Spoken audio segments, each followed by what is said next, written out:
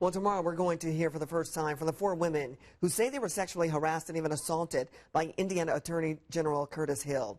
Now, the women are holding a news conference with their attorneys tomorrow to really make what they say is a very important announcement. The women will also answer questions from reporters. Now, prosecutors never charged Hill with a crime, and he has consistently denied those accusations. However, he will face a disciplinary commission coming up in October of this year.